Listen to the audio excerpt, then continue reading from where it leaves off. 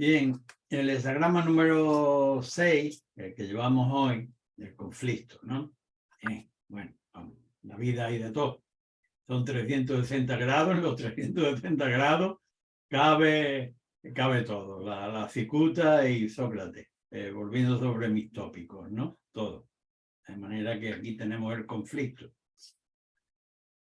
Acabamos de ponerlo en el orden, vamos a ponerlo en el orden de la secuencia, ¿verdad? Teníamos, la semana pasada vimos el hexagrama de la espera.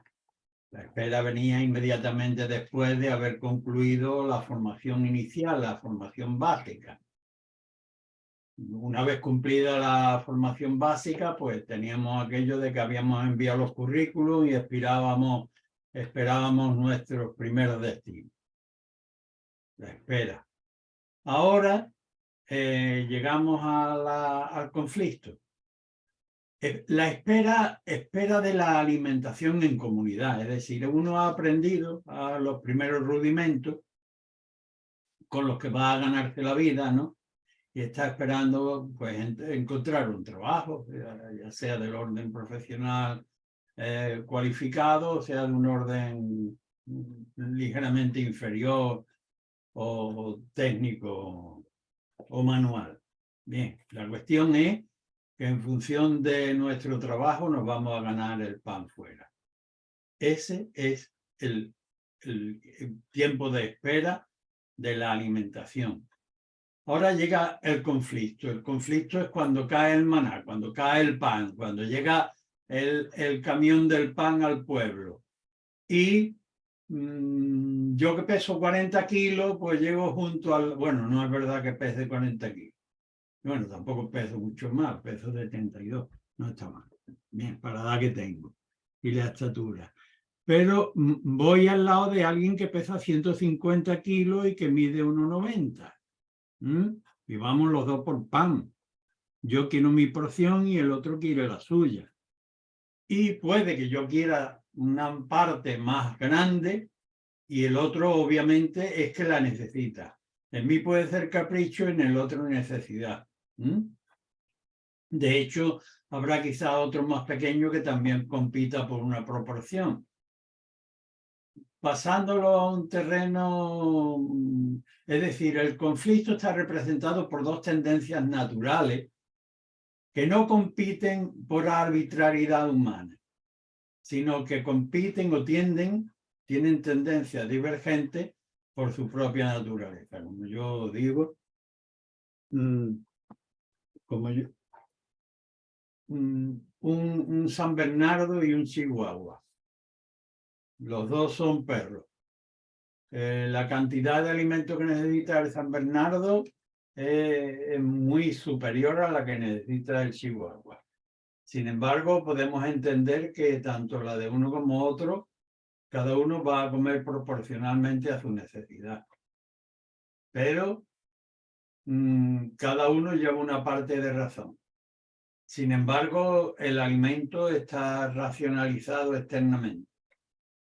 Y aunque cada uno tenga su parte de razón en querer exigir lo suyo, si el alimento está racionalizado desde el exterior y hay una proporción que no compete estrictamente al sentido biológico en un aspecto, digamos, primario de apetencia no bien educada, pues puede haber un conflicto de tendencia de manera natural. El conflicto se produce cuando tratamos de competir por aquello que cada una de las partes considera desde su perspectiva natural, aunque sea una naturaleza de algún modo no totalmente educada, que esté viciada. Desde luego no desconoce totalmente, es decir, está muy, digamos que, influida por su apetencia, pero tiene un desconocimiento racional de las necesidades en el medio social y político, en el medio comunal, y desde luego tiene un desconocimiento de la necesidad que le correspondería al otro en justicia por su naturaleza y sus circunstancias específicas. De manera que aun teniendo uno su propio criterio aparentemente bien definido en lo subjetivo, no alcanza luz suficiente como para poder discernir y prepararse a la mitad. Entonces, la sentencia para este orden de conflicto es que lo propio sería dejarlo, no llevarlo a extremo. Porque si el que tiene necesidad de comerse una arroba lleva el conflicto a extremo con el que necesita solo de 300 gramos, pues el asunto va a resultar extremadamente injusto, particularmente para el débil. Y como sabemos, porque lo hemos visto en el hexagrama número 4, que la colectividad, aquel principio aristotélico de que el hombre es un ser político por naturaleza, ¿no? Está investido por medio de principios éticos, pues no se trata de solo la apetencia biológica, bien o mal formada, sino de un criterio que esté por encima de eso. De manera que la justicia, el sentido de justicia, ¿sí?, antes que extremar el conflicto desde una perspectiva puramente biológica o pasional, lo propio sería dejarlo a la mitad, no llevar el conflicto a extremo, o bien poner el conflicto en manos de una autoridad suficientemente dotada de inteligencia y criterio para poder sentenciar con justicia y al mismo tiempo de autoridad para hacer respetar aquello que establecen los principios de la colectividad civil, ¿vale? O penal, o el orden comunal en el que vivamos. De manera que con el conflicto, básicamente, cuando hemos tenido el conflicto como respuesta oracular, pues sintetizando en términos prácticos para el consultante, ¿qué debo yo extraer, qué debo colegir de este arquetipo para aplicármelo yo dentro en esta, digamos, ansias que me perturban y en este deseo que tengo y que en gran parte es natural que lo tenga? Pues primero, que tienes un desconocimiento de la otra parte. Por ejemplo, los arquetipos que componen el hexagrama son el agua y el cielo. El cielo está arriba y tiene una tendencia a estar arriba. De hecho, siempre que queremos mirar el cielo está arriba. Y el agua, cuando la vemos de manera natural, siempre de manera natural tiende hacia abajo. De manera que son elementos de la naturaleza que no puede uno decir que uno sea más malvado que el otro, sino simplemente que por naturaleza son divergentes.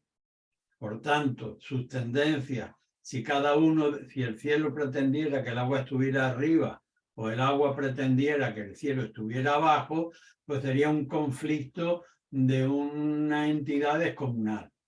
Mejor no extremarlo, reconociendo que uno es una parte y no el todo.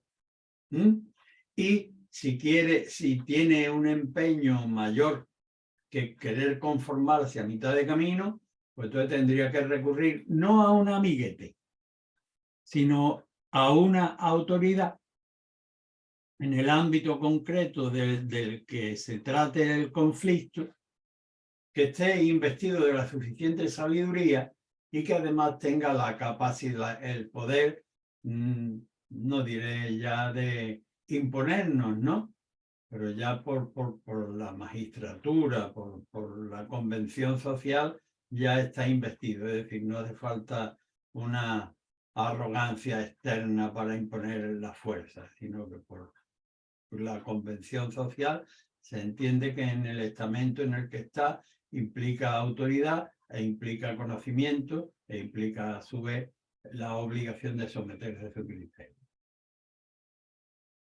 No sé si es fácil de entender. No lleves el conflicto extremo en relación a lo que has consultado. Tú tienes una parte de razón, pero desconoces el equilibrio de aquella pretensión tuya en el entorno mucho más amplio que es el mundo. Y por tanto, mejor o no lo extremas y te quedas a mitad de camino, o recurres a una autoridad que tenga la sabiduría suficiente para poder discernir con justicia y que tú tengas la predisposición a someterte o en la autoridad para hacerla cumplir. Bien, ese es el contexto del hexagrama hoy. Si lo hemos obtenido, sin líneas mutantes, a estas directrices tendríamos que someternos. Si en cambio ya entramos en el orden de las líneas, pues lo vamos a ver someramente. Primero, bueno, os remito a los trabajos que ya tenéis recopilados. Trabajar también sobre lo que os hemos mandado, ¿no? Que con las dos líneas, espero que lo tengáis.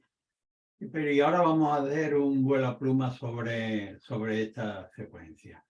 La primera línea, siempre que aludamos, cuando digo primera línea, segunda línea, aunque me reitere mucho, me gustaría no hacerlo, pero siempre sí que me gustaría que vosotros recurrierais siempre mnemotécnicamente. Cuando hablo de primera línea, estamos en el principio de una estructura, que es como en el principio de una escuela, en el principio de la vida, en el principio de un proyecto. Y cuando estamos en líneas más tensionadas como la tercera, cuarta, pues sabemos que por tener distintas tensiones que tiran de distintos modos de nosotros, pues estamos en una situación de mayor desequilibrio para mantener nuestra centralidad y nuestra objetividad, ¿no? Bien, primera línea del conflicto. La línea dice, el consejo oracular de la primera línea es: abandona el conflicto, aunque ello vaya a suscitar una cierta crítica en tu entorno. Es decir, entre aquellas personas que sabes que ya has iniciado el conflicto, te van a decir, bueno, y ahora lo vas a abandonar, ¿y por qué no continúas? Y tienes posibilidades de ganar. Bien, obvia todo ese conocimiento, digamos, poco fundamentado del entorno, aguanta incluso las críticas que te digan, hoy por eres un cobarde, o cómo es que lo has empezado y lo vas a abandonar. El consejo oracular que trasciende la mente racional, la nuestra y de nuestros circunstantes, nos dice, aun cuando tuvieras que aguantar que te digan, por no haberte metido antes, ¿por qué no lo pensaste antes? ¿O por qué no sigas hasta el final? El consejo de esta primera línea es, déjalo aunque tengas que aguantar las críticas. ¿Por qué? Con la mutación de la primera línea nos lleva al hexagrama número 10, que se llama el porte. Como ya lo hemos dado en otras clases, no me voy a extender excesivamente. Con el porte estamos aludiendo por la denominación a la manera correcta. El porte es la manera correcta en la que uno debe conducirse en su propio Tao en el mundo. De manera que abandona, aunque tengas que aguantar las críticas, porque es lo que se corresponde con tu porte en el momento actual en relación a lo que me acabas de consultar. Esa sería la primera línea, la respuesta para la primera línea. Cuando la mutación, en cambio, está en la segunda, el oráculo pues nos dice, oye, el contrincante que tienes enfrente es tan grande que es una locura tratar de... Bueno, lo de la locura es la expresión mía, ¿no? El oráculo es mucho más fino y más sintético. El oponente es de una magnitud tan grande que vas a chocar como contra un muro. Y no solo vas a sufrir tú, sino que con esto aludo a la amplificación que hace el oráculo, que si no te metes en el conflicto, las personas de tu entorno que están enterados de tus pretensiones se van a alegrar, porque ellos sí perciben de alguna manera que lo que tú pretendías era entrar en conflicto con una entidad enorme que te va a borrar de un plumazo. Ni siquiera te va a molestar en mirarte, porque te va a mandar a su... Bueno, a su...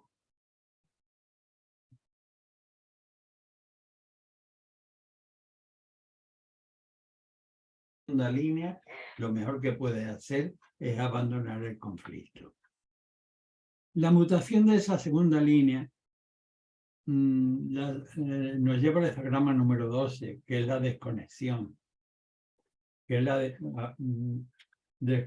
la desconexión es porque hay un aumento, lo que prevalece en el momento es la vulgaridad.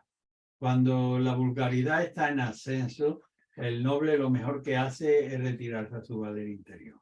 Es decir, lo pongo en términos de sal gorda, muy gráfico, ¿no? Es decir, hay unas chusmas enardecidas en medio de la calle que están cometiendo despropósitos, no ya gamberradas, sino una subversión del orden grandísimo. ¿Qué diablo haces tú yendo de paseo a esta altura con esta gente? Retírate a tu valer interior. Bien, esa sería la desconexión para la segunda línea. No luches contra una mayoría sin principio que te vas a destruir y los tuyos van a sentir pena por tu ingenuidad al lanzarte contra los molinos de viento. Eso es la segunda línea. En la tercera línea tenemos que es tu propia inquietud, en línea multitensionada, por aquello de estamos entrando en la estructura, es multitensionada, y aquí ya es la propia inquietud la que tiene pretensiones de mayores reconocimientos. Esto se puede comprender desde una perspectiva doméstica. Todos sabemos que el trabajo continuado, la monotonía, la cotidianidad de la repetición de un día y otro día, asistiendo a una comunidad, a un trabajo, se hace monótono, todos los días igual. Hoy uno quisiera añadirle flores, poner flores en la ventana para alegrarla, trasladarlo eso al contexto de la ambición personal, ¿no? Llevo en un sitio trabajando 27 años y no me han reconocido. Soy oficial segundo, pero yo podía ser jefe de primera o jefe de quinta o lo que quiera que fuera. Y si ahora le hago estos ribetes, estos arabescos a mi trabajo, a ver, no. Y te dice, no. Olvida la inquietud. Nútrete, dice el texto clásico, de antigua virtud de perseverancia. Continúa en rectitud. Que no, el interior no te inquiete, que la ambición no halle cabida dentro de tu centralidad para querer añadir ribetes al trabajo que está haciendo. Y continúa el texto diciendo, mantente en la virtud tradicional de la perseverancia y no pretendas añadirle nada a lo que ya te debes. Dedícate a cumplir bien con lo que ya te debe. Además, tiene una larguísima experiencia. Es decir, en virtud de esa experiencia y de esa capacidad de resolver el trabajo, es que te sobra tiempo para querer arribar a otras ambiciones. Pues, ¿por qué no dedicas ese lujo de tiempo que te sobra para hacer el trabajo formalmente en sus matices? Bien, con la tercera línea nos lleva al 44. El 44 es encuentro súbito con lo inesperado y de carácter autocomplaciente. Bien, es decir, no te desvíes porque te has encontrado, es que podría yo añadirle el lujo a mi vida si le propusiera esto a mi jefe o metiera esto en mi negocio o en mi proyecto. Es una debilidad de carácter autocomplaciente. El 44, el contraveneno del 44, el contraveneno de esa debilidad autocomplaciente es la memoria de los principios éticos a los que ya te debes. Entonces, si tú tienes una función que cumplir, trata de cumplirla adecuadamente y que no te inquiete el tener más floritura ni mayor vistosidad. Esa es la tercera línea. Con la cuarta se nos plantea un problema de índole distinto, que es de carácter ético. Aquí sí tiene fuerza. A diferencia, por ejemplo, de la segunda, donde el oponente es muy grande y tú te reventarías la nariz al tratar de hacerlo, al tratar de vencerlo. Aquí tú podrías porque el contrincante es más pequeño, es más vulnerable, tiene menos capacidad, tiene menos recursos para defenderse que tú. Pero a ti no te ampara ningún principio moral ni ético para poder aprovecharte de alguien que es más débil. Por tanto, aquí hay un requerimiento de un orden superior que es, sí, podrías pegarle al niño, podrías darle una patada, disculparme en manera bestial de poner gráficamente las imágenes, darle una patada al perro o al gatito, pero muchacho, ¿qué principio pueden avalarte en una tropelía semejante?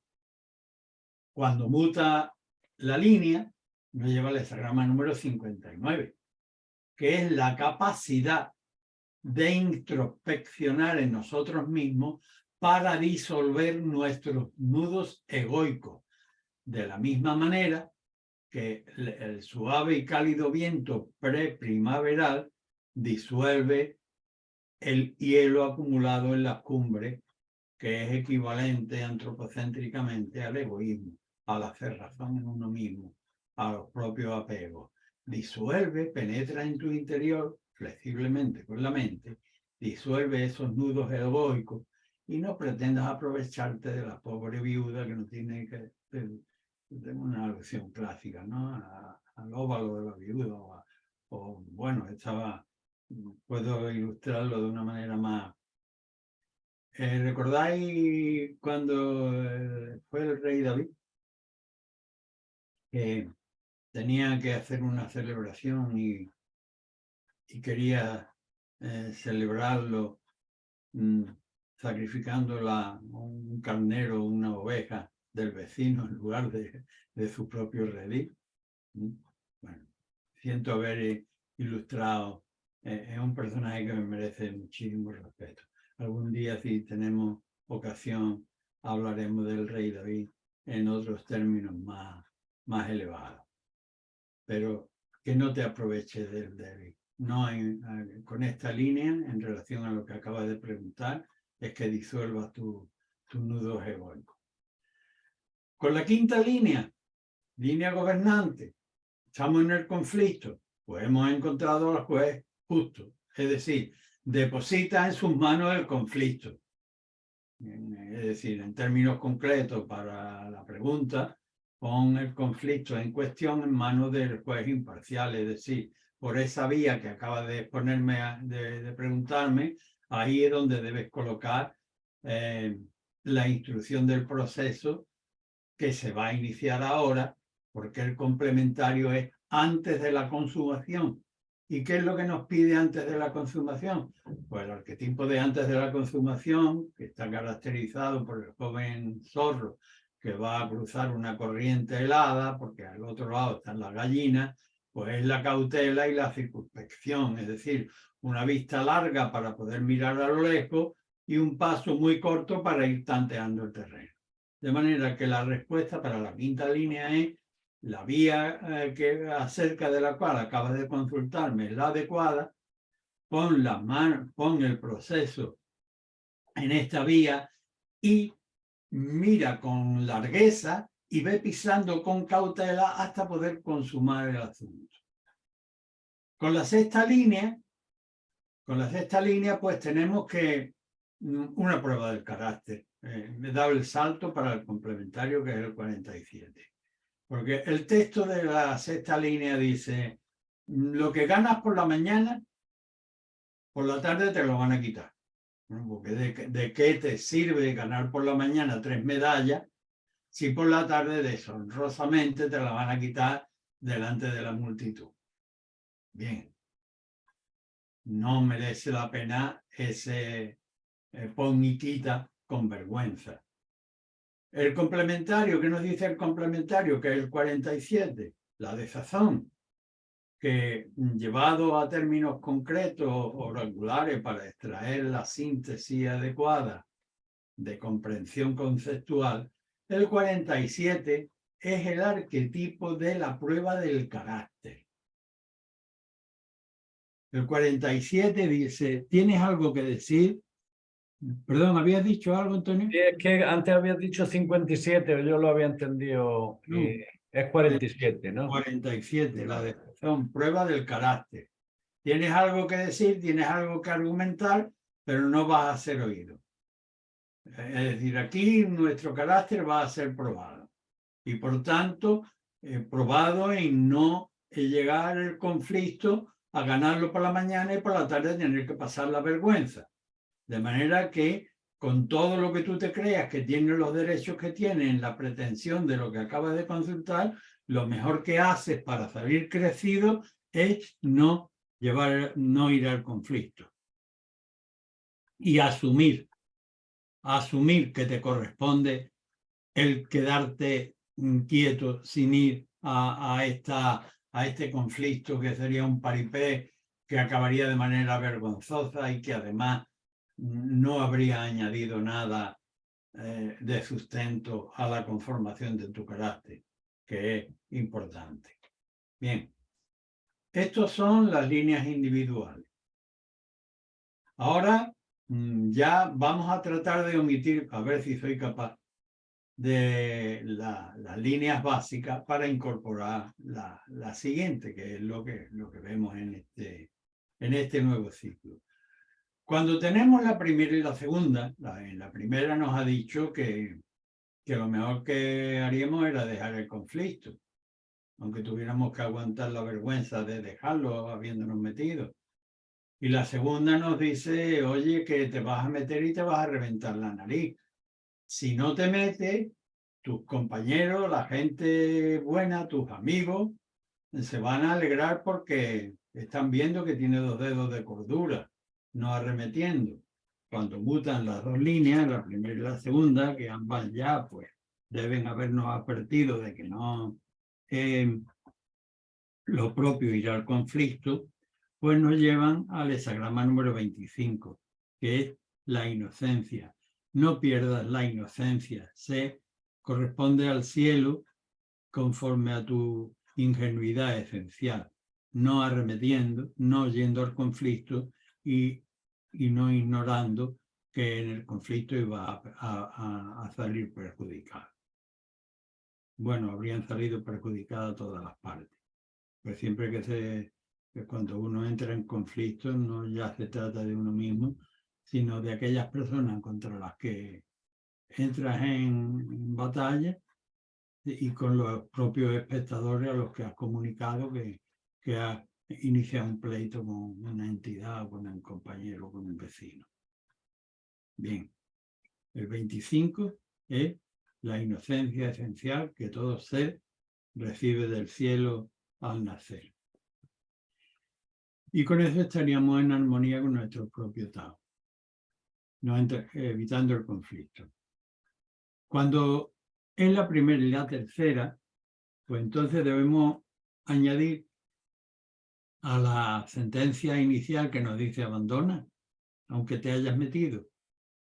Si además a esto añade el texto de la tercera, que es una inquietud interior de carácter ambicioso, la que nos va a mover de nuestro centro, donde ya tenemos funciones que cumplir porque estamos comprometidos con ella, pues está claro que tampoco debemos llevar el conflicto adelante. ¿A dónde nos llevan la mutación de la primera y la tercera? Al porte adecuado ante el mundo, es decir, el hexagrama número 10, el porte, la manera correcta de comportarse ante el mundo. Eso en función de la primera y tercera. Cuando tenemos la primera y la cuarta, bueno, no volveré a reiterarme sobre la primera, que es abandonar el conflicto, pero la cuarta es que además de abandonar el conflicto, añade un elemento de capital importancia. Disculpa, una pregunta. ¿Has dicho el 10 en la anterior? ¿1 y 3? El 1 y 3 nos lleva, perdón. Creo que es el 1, ¿no? El 1.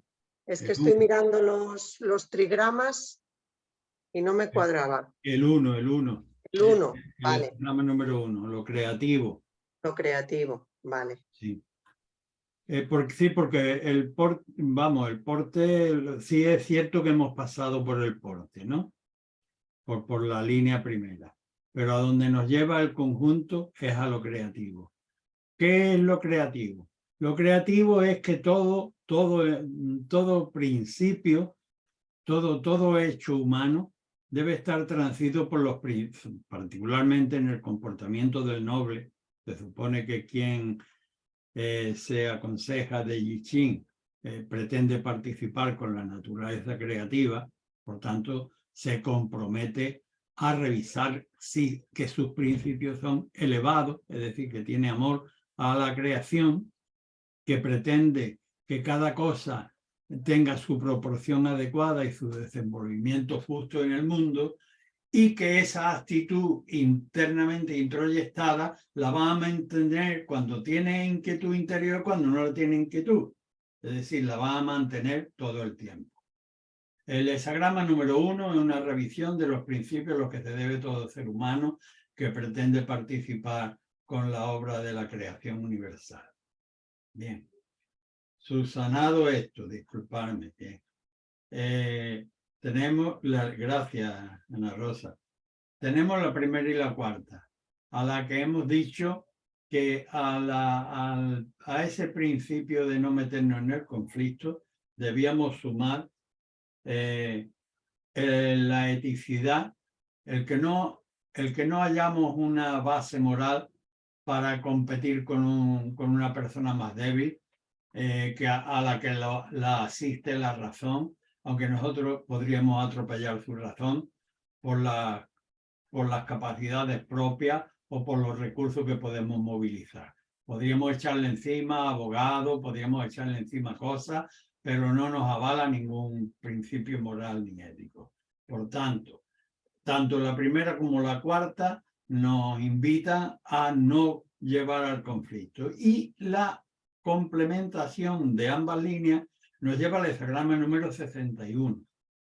Es decir, el 61, que es la verdad interior, la verdad interior aparece en principio con nuestro interior hueco, vacío, es decir, desprejuiciado.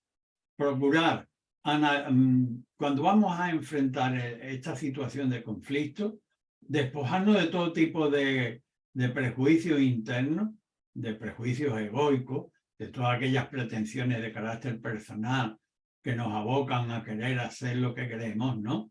Y le dice, no, vacíate interiormente, contempla en toda la magnitud que te sea posible la cuestión, y una vez que lo hayas introyectado y lo hayas analizado con serenidad y con profundidad reflexiva, saldrá de ti algo verdaderamente importante y conmovedor espiritualmente. Es decir, no precisamente el llevar el conflicto contra alguien más débil. Cuando tenemos a la primera y la quinta... Perdón, ¿qué sí, hexagramas has dicho que no? El 61. 61, el complementario total es el 61. Tampoco me sale ese. A ver, que yo me equivoco, pero vamos, abajo es... Perdón. No, perdón. No. A ver, abajo es... Con la primera y la cuarta, ¿no? Abajo es Can, ¿no? Aquí tengo yo...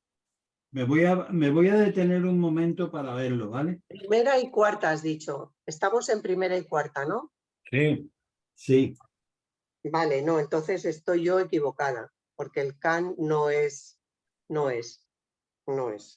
Sería entera partida. Es el 61. Sí, ya lo veo. Yeah. Listo, perdón. Bien, venga, seguimos. 61. Vamos ahora a la primera y quinta, ¿verdad? La quinta.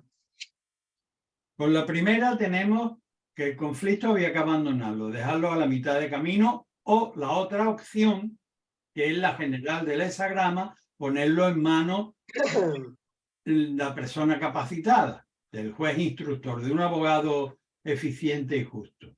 Bien, con la quinta línea resulta que tenemos en quién poder depositar el conflicto, en sus manos. Con esa mutación era sitúas todos los papeles en manos de este abogado y espera con paciencia y larga vista y paso cautelar el llevarlo a consumar, ¿verdad? Con la primera y la quinta, el hexagrama complementario es el 38, ¿vale? Sí, señor. Es decir, una vez que con la primera nos había dicho, mejor el conflicto no te metas. Pero además a esta idea hemos añadido una posterior que está mucho más acertada, que es haber localizado a alguien con sabiduría y autoridad para poder dirimir el asunto con justicia. Y te dice, hermano, en esta situación, deposítalo en estas manos. Antes de consumar el asunto en sus términos finales. Pero el complementario que nos dice el 38, que es el antagonismo. ¿Qué aspectos del antagonismo debemos retraer para esta conjunción de líneas mutantes?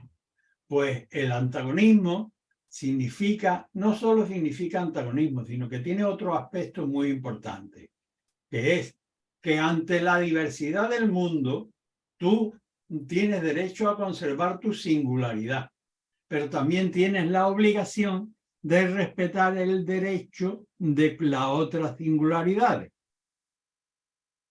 Entonces, aquí hay un conflicto que tú vas a poder situarlo encaminadamente bien, pero vas a tener que tener en cuenta una cierta proporcionalidad en el producto final de que lo has depositado, es verdad, acertado en última instancia en depositarlo en buenas manos, pero no vas a obtener el resultado que tú querías, porque el derecho del otro se contrapone de alguna manera en la manera ilusa en que tú creías que ibas a obtener el resultado, y el resultado va a ser de mucha menor cuantía, porque el juez va a dictaminar teniendo en cuenta tu derecho y el derecho de la otra persona contrincante.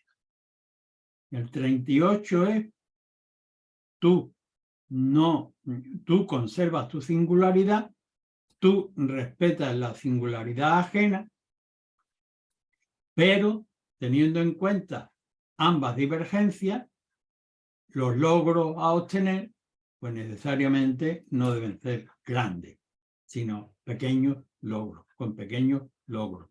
Cuando la mente está dividida o los derechos divergen de manera natural, pues nos corresponderá compartir lo que el juez capacitado dictamine, pero desde luego no el bocado que ilusamente o egoicamente desde nuestra perspectiva personal pretendían.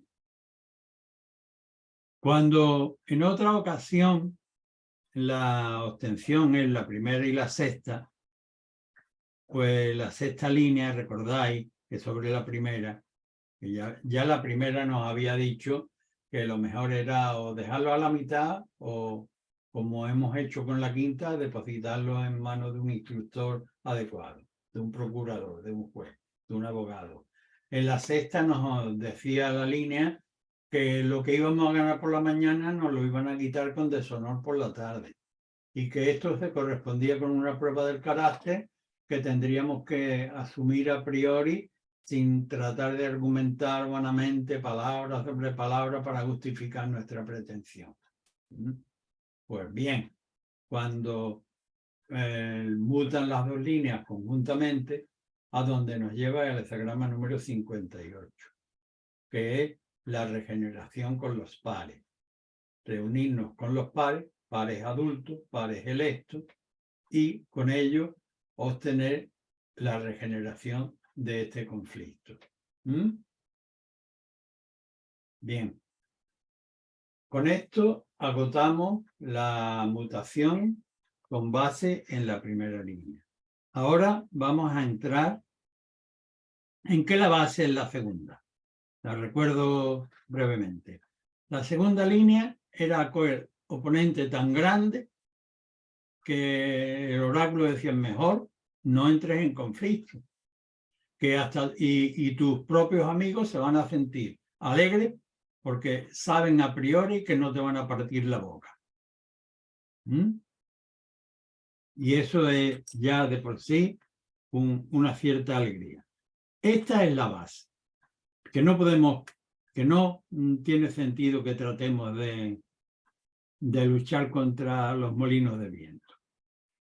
Cuando la segunda muta con la tercera, es decir, no luches contra molinos de viento, pero además añade por tu propia inquietud, porque tienes ambición, cuando en realidad ya estás cumpliendo una obligación a la que te debes.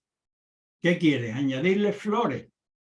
Es decir, aparte de ser tremendamente peligroso la lucha, se trata de una vanidad interior, que quiere el mayor reconocimiento, que quiere que te conozcan todos en la oficina, que quiere que te suban el sueldo, que quieren que te aúpen de escalafón. Ya te debes a algo, ya tienes una obligación que cumplir. Céntrate en esa obligación. ¿Qué es lo que sucede? Pues lo que sucede es lo que nos está diciendo el complementario. ¿Cuál es el complementario total de estas dos líneas? Pues el 33. El 33 es la retirada.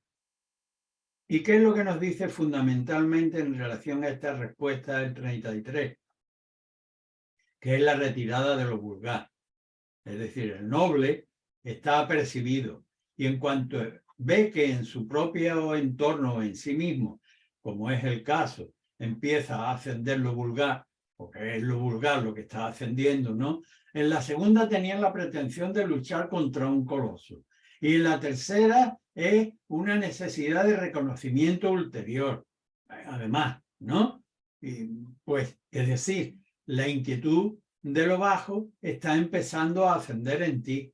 Y el noble debe ser una criatura que tenga la suficiente perspicacia como para detectar a priori los primeros signos de debilidad propia, los primeros signos de cuando uno se está degradando porque está permitiendo que ascienda en uno mismo lo vulgar.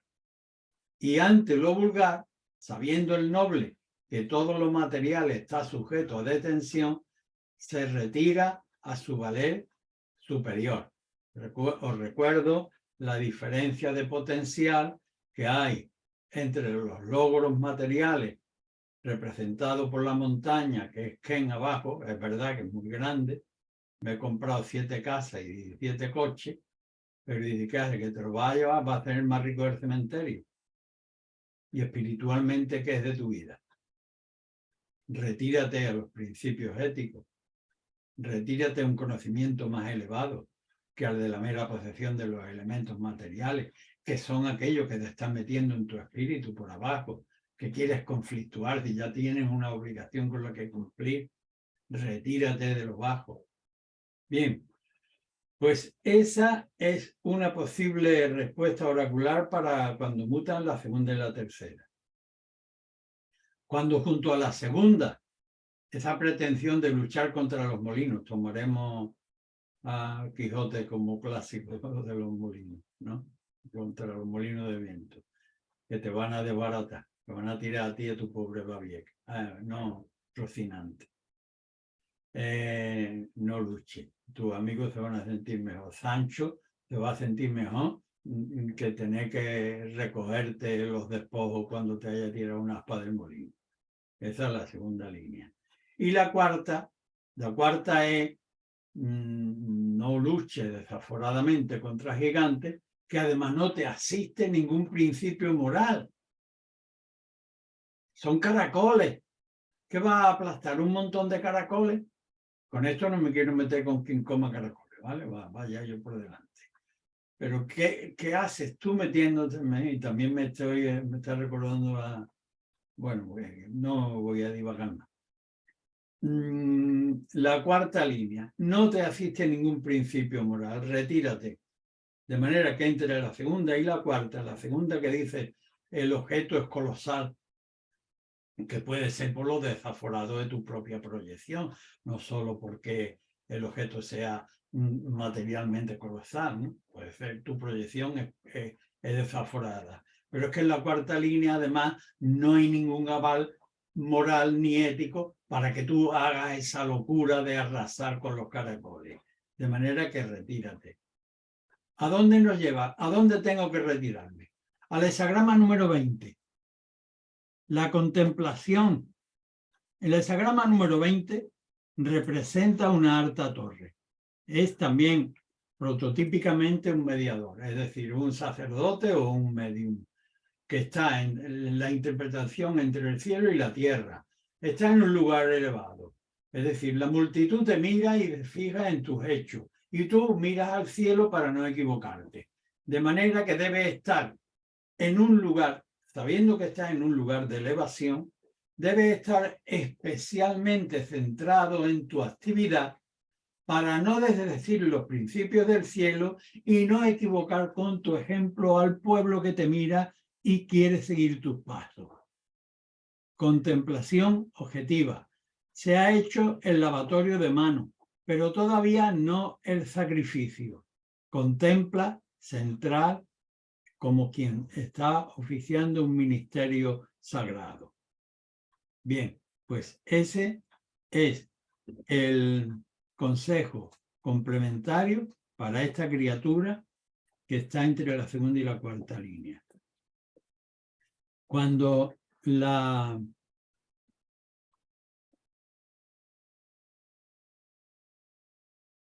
la respuesta ha movilizado a las líneas segunda y quinta, pues volvemos a tener a la segunda con esa pretensión de, vuelvo sobre el tópico cervantino, de la lucha de los molinos, y la quinta línea, que es una línea que, como ya hemos visto, hemos encontrado en donde depositar adecuadamente el proceso judicial que pretendemos llevar adelante. Entonces, en lugar de llevarlo adelante como pretendíamos en principio, en la parte más elevada de nuestro ser, hemos tenido una reflexión sobre aquel principio inicial de querer atacar a los molinos y con este sesgo de carácter cualitativo en cuanto a mayor especulación de carácter ético, a tener en cuenta principios mayores y por tanto haber afinado nuestro criterio para ser, resulta que hemos encontrado dónde poder depositar el proceso para que alguien más elevado que nosotros lo lleve a efecto a través de un proceso de larga visión y de pasos cortos y comedidos conforme a principios. Bien, pues con estas dos líneas, el complementario que se produce es el 35. El progreso expansivo de las modalidades de progreso tipificadas en I Ching. El 35, bueno, pues tenemos varias, ¿no? Tenemos el 46, que es el empujar hacia arriba, es el esfuerzo de el esqueje de una semilla, cuando se abre camino entre la tierra, sorteando las piedrecitas y orientado siempre en función de la luz, que equivalente, símil de claridad, de justicia, de diafanidad espiritual y también al mismo tiempo de alimentación física. Estamos hablando de una planta abriéndose paso hacia el sol, no solo busca la claridad, sino que también la fotosíntesis, ¿no? A través de la fotosíntesis se alimenta. Esa es una modalidad de progreso que es el hexagrama 46. Otra es el progreso gradual, que es el árbol en lo alto de la montaña, que es más esforzado porque allí los nutrientes son más escasos, pero al mismo tiempo también es ejemplar porque en lo alto de una montaña es muy visible y requiere mucho esfuerzo y su crecimiento acaba siendo un modelo de ejemplaridad en la comarca a la que, ay, mira, allí está el árbol de la sierra, ¿no? Bien, esa es otra de las modalidades. de la modalidad de progreso de la que hablamos en esta en la mutación conjunta de estas dos líneas es la del Sol, que en un solo día, saliendo por Japón, bueno, pongamos desde nuestra perspectiva, ¿no? Sale por el Sol naciente y se va por el Atlántico. Es decir, alumbra todo el orbe terráqueo. Es una expansión grande y rápida. ¿Cómo está caracterizada? Pues está caracterizada por Kun abajo, que es totalmente abierto y receptivo, es decir, trasladarlo esto antropocéntricamente a la consulta que acabáis de hacer. Tenemos la segunda línea, que decía, mira, es tan colosal el proyecto que mejor no luche. Luego has tenido una inflexión reflexiva importante, ya bien sea por cuestiones propias o por que lo has comentado con personas sensatas y te han dicho, mira, mejor sería esta otra vía. Y al consultar ambas, con la línea quinta, pues tiene donde poner el proceso en mano. Ahora bien, el complementario total, que es el 35, un progreso de gran magnitud y pronto, pues que requiere pues que uno sea receptivo interiormente. Uno ha abierto sus entrañas, permitidme el símil fisiológico, ha abierto sus entrañas interiormente para ser autoesclarecido. Y en función de eso es por lo que uno va a recibir las bendiciones que propugna y que difunde el Sol todos los días. Ahora mismo está en lo alto difundiéndolo. Bien, esta es una posible interpretación para las líneas segunda y quinta. Cuando es la segunda y sexta, pues volvemos sobre la misma base de la segunda, en la lucha contra el coloso, que no es aconsejable, pero además con la sexta que dice, si acaso tú ganaras algo por la mañana, te lo iban a quitar por la tarde. Es decir, el grande en un momento de descuido ha permitido que tú cojas parte de lo suyo, pero es que luego va a llegar a tu puerta de tu casa, te va a sacar delante de todos tus niños y te va a quitar no solo lo que tú le has cogido esta mañana, sino que te va a dejar en vergüenza delante de tu familia. Bien. Cuando mutan las dos líneas, nos lleva al hexagrama número 45. ¿Qué es el 45? El 45 es la reunión. El 45 es un cuerpo más grande que uno mismo, que es un conjunto, y un conjunto en el que uno es deudor. Y por tanto, ese conjunto tiene prioridad sobre las apetencias individuales. Pues, si esto lo unimos a que con la segunda línea, cuando uno desiste, los de la casa, por decirlo así, vamos a seguir el símil de la casa, los de la casa se alegran porque papá no se ha metido en conflicto con aquel que le iba a partir la cara y que luego de partirle la cara, si le ha logrado sacar algo, van a venir por la noche a dejarlo encima en vergüenza, pues el 45, que es la reunión, te está diciendo que en función de mantener tu casa en orden y en equilibrio y sin peligro, lo mejor es evitar el conflicto.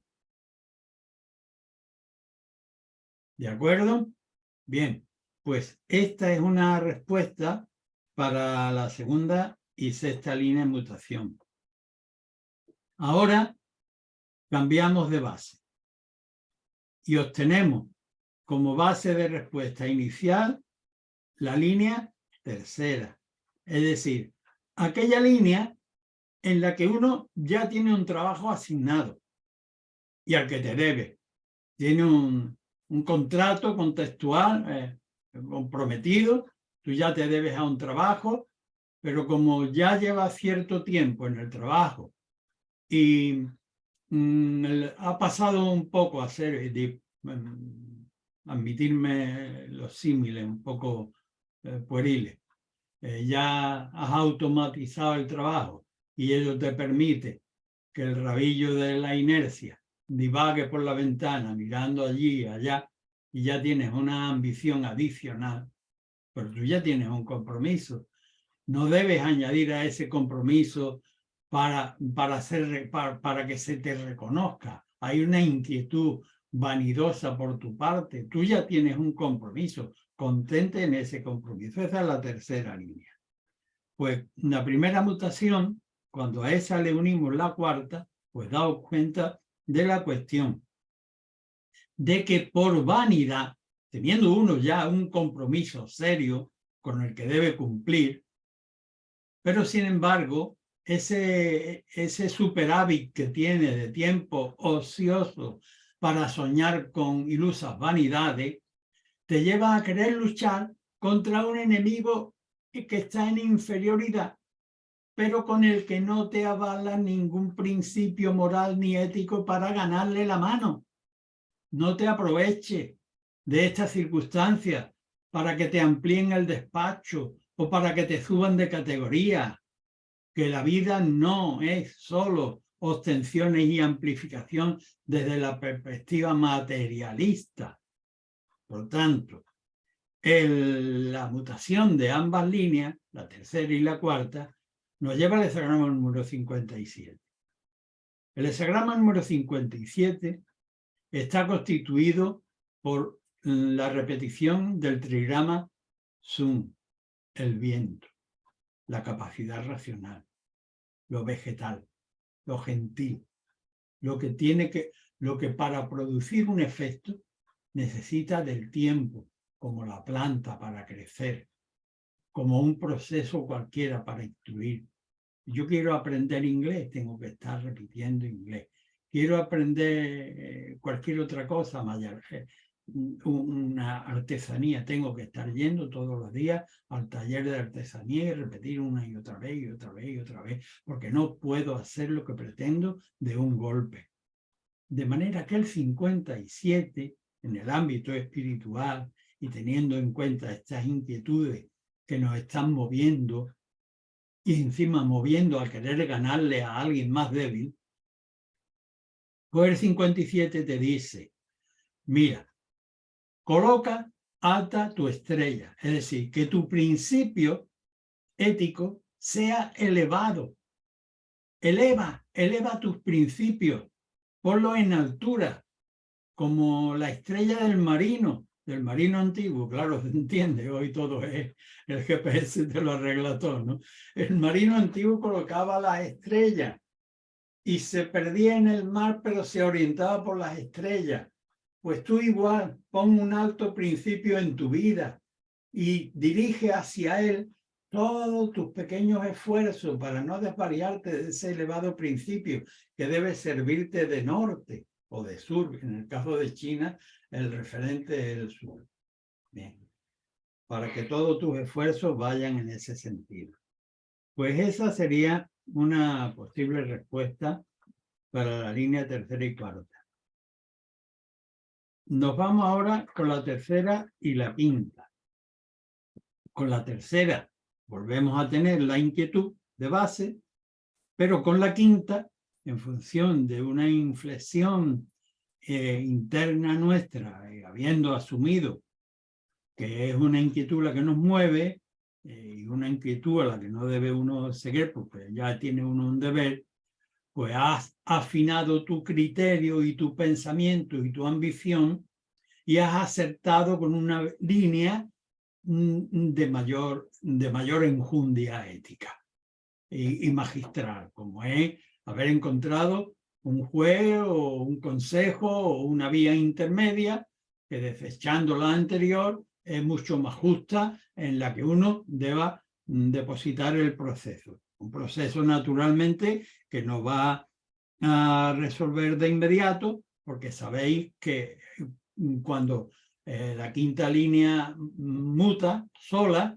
nos lleva a poner el proceso en manos del abogado, le damos todos los datos, pero para que se consuma, pues el proceso va a tener que ser instruido minuciosamente, con vista a largo plazo y dando los pasos pertinentes de ir acumulando poco a poco para poder transitar adecuadamente hasta consumar el proceso.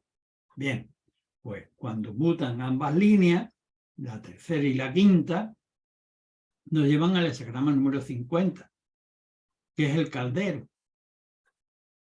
El caldero es también un hexagrama hermosísimo, competente a la alimentación del ser humano, más específicamente a la superestructura, alude a la superestructura cultural, porque lo mismo que hemos hablado antes de que hay diversos arquetipos graduales para el progreso, los hay también para la alimentación. Tenemos el pozo, que el agua, indispensable. Es cierto que no podemos vivir solo de agua, pero indudablemente sin agua no es posible nada. Bien, entonces el pozo es el más elemental.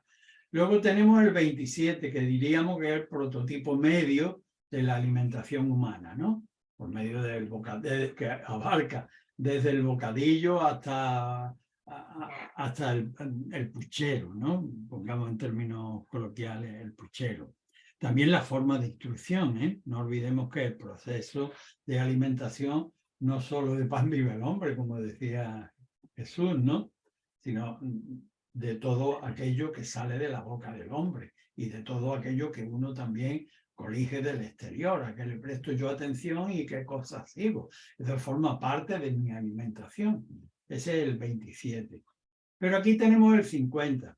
El 50 representa el caldero sacrificial en que todas las culturas han ofrendado a los ancestros o a los dioses tutelares o al Dios único o en fin, a la divinidad.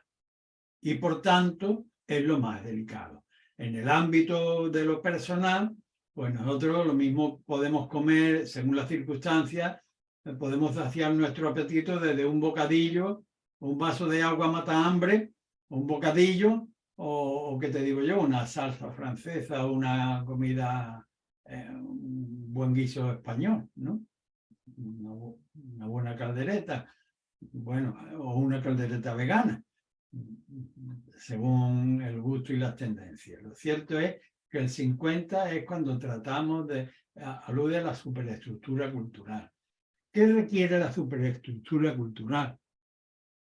Pues que no nos quedemos con lo aparente, que vayamos al huerto y vamos a dejar aparte a los crudívoros, vamos a dejarlo aparte en su respeto. Pero quiero decir, vas al huerto y donde ves lechuga, ves tomate y ves berenjena, pues alguien ya versado en el arte culinario, pues está viendo una salsa, está viendo un puchero, está viendo un buen guiso. Pues de eso se trata. El 50, a través de lo aparente, penetra y a la luz de su conocimiento, de su sensibilidad espiritual y de su amplitud cultural, pues comprende mucho más allá de la mera apariencia y transforma en luz civilizada, que es lo que le corresponde hacer a esta criatura que ha tenido la tercera línea, una inquietud, en principio, cuando ya tenía una obligación y que se iba a distraer de ella, que luego ha tenido una ligera inflexión en la que se lo ha pensado mejor y lo ha depositado en buenas manos, y que últimamente el oráculo lo que le dice es que no se conforme con la mera apreciación externa, sino que penetre con todo su conocimiento y con todos sus principios a través de aquello que pretende para transformarlo en un alimento digno de la civilización y la cultura ética y de principios en la que vive. Bien, pues esa es una posible respuesta oracular para la línea tercera y quinta. Cuando es la tercera, esta de la inquietud, cuando uno ya tiene una obligación contraída de la que no debiera desertar ni distraerse, y nos lleva a la sexta, que es aquella en que bien podrías ganar por la mañana, pero por la tarde te lo deberían de quitar con desdoro. Es decir, ninguna de las dos líneas invita a una acción en el sentido que acabas de consultar. ¿A dónde te lleva el complementario? Pues al hexagrama número 28. ¿Qué significado fundamental debemos extraer del 28? Pues ya desde su propia nomenclatura, sobrecarga. Sobrecarga. No digo ya si miramos la estructura. La estructura tiene una primera línea débil, es decir, los pies débiles. Y encima la línea última débil. Principio y fin débiles. Y en el centro sobrecargado. Si vamos al texto, que amenaza hundimiento, porque la viga maestra de la techumbre se siente abrumada por ese peso y amenaza hundimiento. Te dice, mira, aunque tengas que permanecer solo, y también todo esto nos lo dice a través de elementos que están en la estructura, los árboles, porque representan árboles en un pantano, el árbol aislado en la soledad del pantano, resiste. Es una situación difícil para resistir. Pues el 28 te dice, aunque tengas que permanecer en soledad como el árbol en el pantano, reflexiona para hacer una redistribución de aquellas pretensiones acerca de las cuales me estás consultando y que me amenazarían con hundirte si pretendes llevarlas adelante, amenazan con hundirte. Es decir, en relación a lo que acabas de consultar, que básicamente te ha movido una inquietud cuando ya tú tienes una obligación asignada, pero con ese tiempo de ocio, porque has automatizado el trabajo en virtud del tiempo que le has empleado en él, y te permite tener ambiciones personales para adorno, y luego encima la cesta que te dice, mira, sí es verdad que podrías ganar algo por la mañana, pero por la tarde lo habrías de perder con vergüenza. Pues te está diciendo, mira, con esto lo único que vas a hacer es sobrecargar con amenaza de hundimiento tu propia estructura. ¿Por qué no reflexionas, aunque sea en soledad? Admite la soledad como el árbol en el pantano, pero admítela con serenidad y con reflexión para redistribuir mejor tus propuestas internas, para que haya un equilibrio soportable, sin hundirte. Bien, pues esa es una posible respuesta para las mutaciones de las líneas tercera y sexta. Cuando las que mutan, ahora volvemos a cambiar de base y nos vamos a la cuarta. La cuarta de base parte de una pretensión inadecuada moralmente, porque es del aprovechamiento de bueno, me voy a aprovechar de mi vecino que es más pobre o que es viejo o que es un niño, y se lo quito y no puede correr detrás de mí. Bien, y que te dice la cuarta línea, muchacho, porque no entras en tu interior y disuelve esos nudos egoicos que te impiden ver la humanidad con un criterio mucho más amplio y más saludable.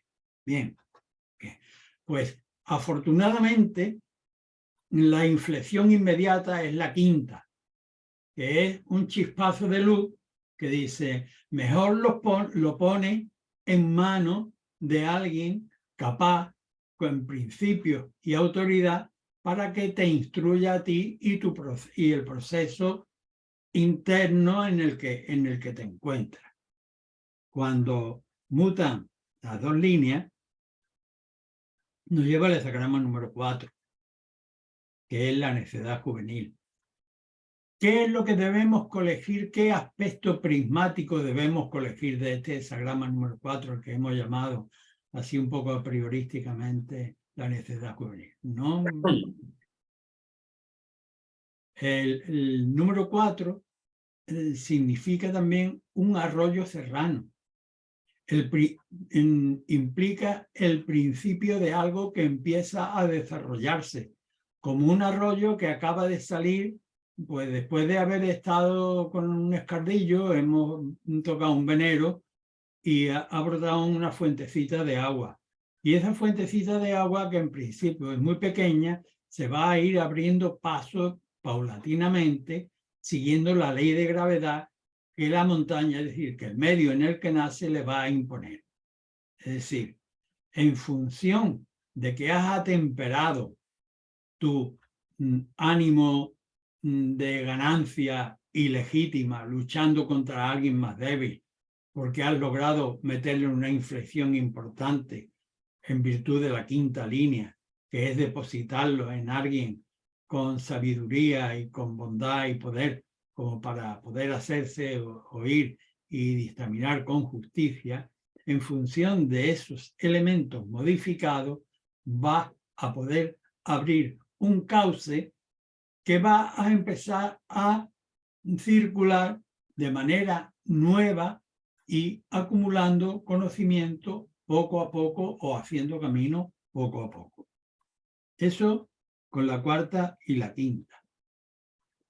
Cuando es la cuarta y la sexta, es decir, sobre aquella línea en la que uno quería aprovecharse de su fuerza para ganarle a alguien más débil, y la sexta en la que dice, sí, podrías ganarle por la mañana, pero luego por la tarde viene, que resulta que te has metido con el niño de sumo sol, viene el tito más fuerte, y por la tarde te saca a la calle, te da 2 bofetones delante de tu gente y te queda allí en vergüenza. Vale, pues si conjuntamos ambas líneas, es decir, la cuarta, que uno pretendía aprovecharse, pero te has equivocado porque es el hermano cacha que luego viene a la tarde y te avergüenza delante de tu gente. ¿El complementario cuál es? Pues el hexagrama número 29, que es la reiteración del agua. Can abajo y can arriba. Peligro objetivo, no peligro subjetivo. Ay, que me da miedo cruzar por ahí porque vaya a venir el canco. Pero bueno, si el canco era de la época de la abuela y está en el pasillo de tu casa. Aquí no. El 29 significa un peligro objetivo, un peligro real. ¿Y quién es el magisterio que nos enseña fundamentalmente cómo se superan los peligros? El agua.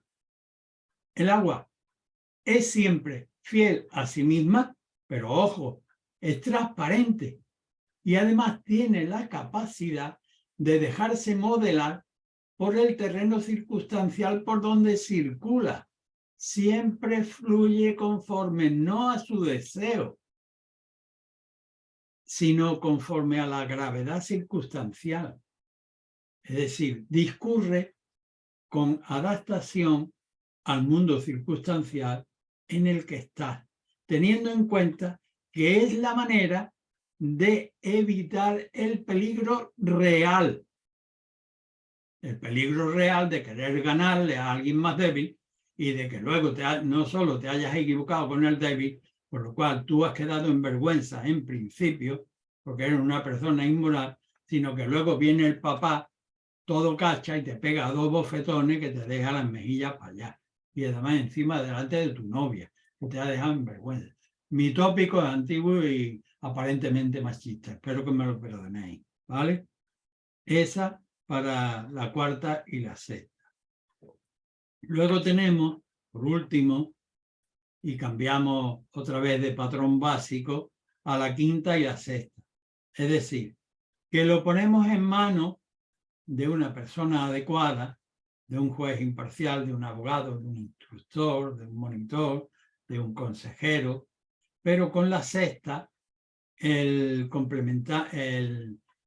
línea dice que vamos a ganar por la mañana lo que vamos a perder por la tarde. Por tanto, esa contradicción entre ambas líneas nos lleva al hexagrama número 40, a la liberación.